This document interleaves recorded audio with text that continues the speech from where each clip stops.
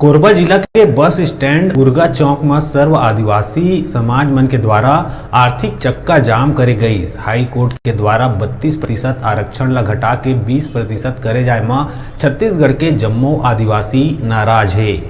आदिवासी मन के कहना है कि आरक्षण घटाए में हमर अधिकार ला छीने के काम करत है। अगर हमर अधिकार ला जब तक नहीं दिए जाही तब तक हमर आंदोलन जारी रही और जगह जगह आंदोलन करे के बात आदिवासी समाज द्वारा कहे गई।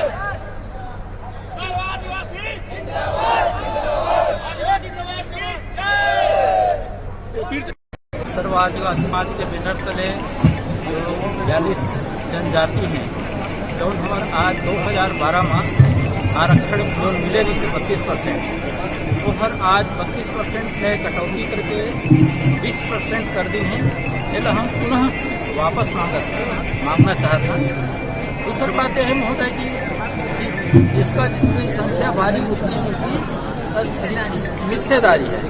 अभी मैं चाहते रहे कि हमारे बहुत ही कम है, 32% से भी हम संतुष्ट नहीं है, लेकिन जो हमारे पुनः रही से वही हम लोग पहले मिल जाए। पूरा हमारे कोरबा, जांजगीर और अकलतरा में सर्व आदिवासी समाज से हम लोग 32% आरक्षण के मांग के लिए आज यहाँ शांतिपूर्वक धरना प्रदर्शन के लिए आए हैं।